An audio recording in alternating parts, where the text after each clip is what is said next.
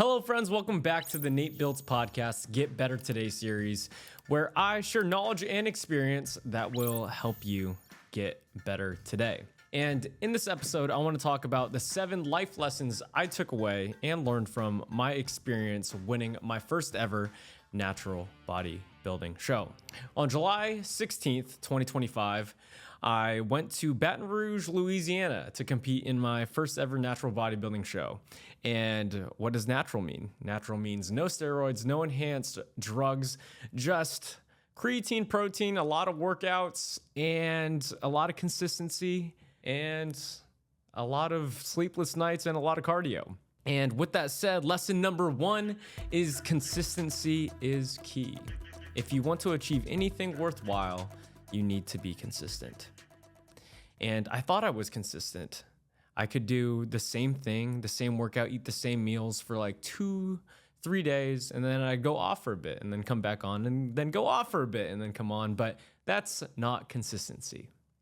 I ate the same meals. I did the same workouts. I did cardio every single day. Same foods, same lifts on the same day for over 14 weeks. And that was the hardest thing that I've ever done. It's easy to do the thing for a few days. It's easy doing the thing for a couple weeks, maybe if you're somewhat disciplined. But to do it for 4 months, 5 months, 6 months, a year, 5 years, that's discipline. And if you want to achieve anything, if you want to achieve a good body, if you want to achieve that successful business, if you want to achieve the splits or juggling a soccer ball, you name it, you need to be consistent. And if you're not consistent, it's probably 100% chance that you don't do the thing unless you get lucky, which there are a couple scenarios for that. But you need to be consistent. Consistency is the only way, in my opinion, to develop the skills and traits that you need to win at whatever you want to win at. Lesson number 2, go all in. All in was the theme of this entire prep. It was the theme of my desired goal of achieving the best physique that I could ever achieve. I've never went all in on something. I would say the closest thing of going all in was my pursuit to becoming a professional golfer. And I practiced every day, but I still focused on school. And I still hung out with a ton of friends. And I still didn't eat great, you know? All in means every action that you do is in alignment with the goal at hand. I probably went out to 2 birthdays, and on those birthdays of my extremely close friends, I brought meal prep. I measured my food. I did all the things necessary that was in the plan that I had.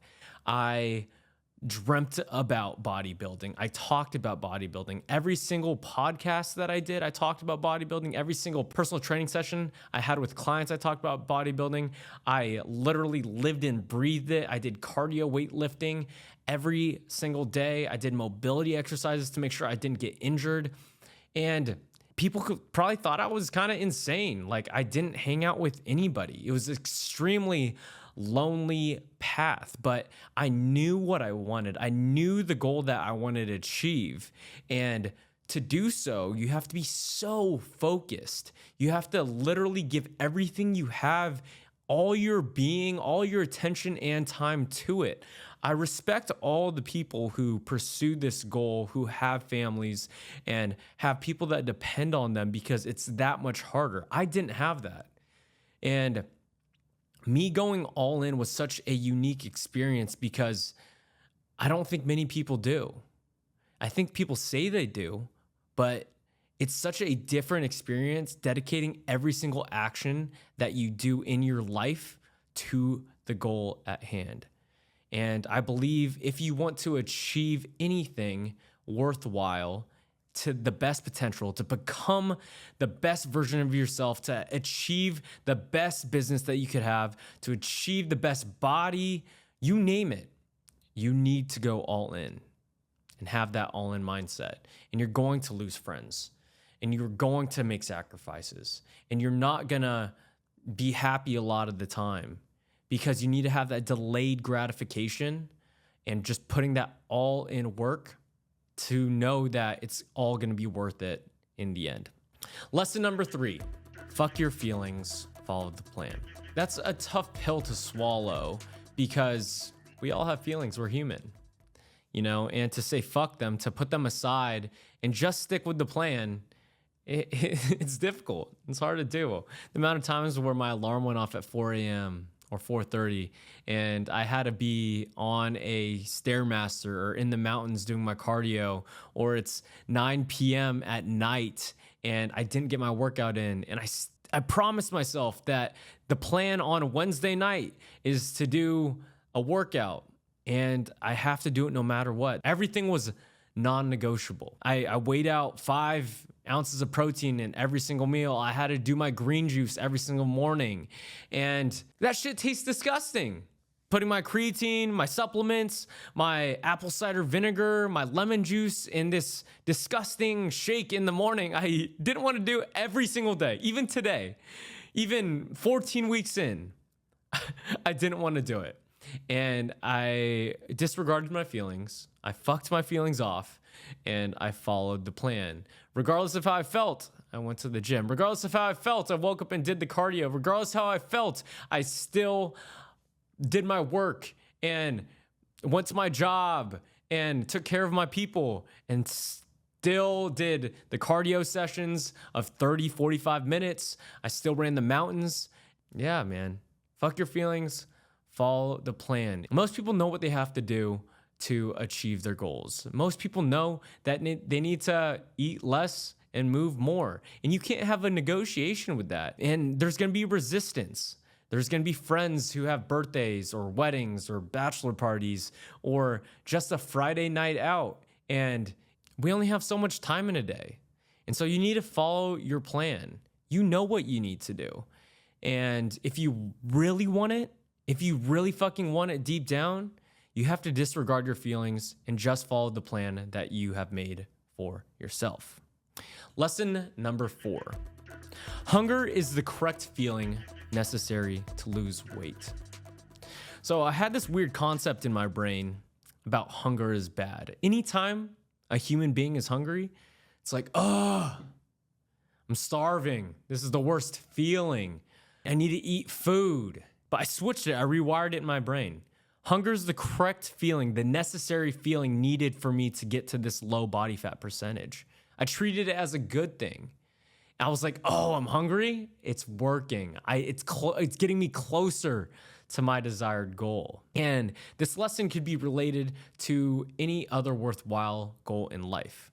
If you're not hungry for it, if you're not starving to work on the business or hit the cardio session, if you're deprived of something, if you're deprived of dating, if you're deprived of money, if you're deprived of sleep, you want more of it. Be hungry. Always be hungry. Hunger is the necessary feeling needed to achieve that goal. Lesson number 5. Saying no is the only way. In life, your no's are more important than your yeses. Saying no to Friday nights out, saying no to dinners, saying no to fun events, saying no to other sources of media, saying no to other desires, or saying no to other curiosities. Your no's mean more than your yeses, and your yeses have to be aligned with the true thing that you want at the time. Lesson number 6, real friends support your goals. Your community, your camp, the people that you surround yourself with have a big influence on your actions. If I surrounded myself with my old bartending friends, my temptation to drink a sip of alcohol, to party late at night and not get the correct sleep and not recover my muscles properly would probably be overturned. You know, all these people want me to do a certain thing and have fun. And I had to say no back to lesson number 5. But I surrounded myself with fitness people. I only hung out with fitness people. I only spent time with people who made me better. And the friends that tempt you to do the things that don't align with your goals, they aren't real friends. Real friends want you to win. Real friends want you to achieve your goals. Real friends will not stand in the way of you on your path to succeed. Lesson number 7.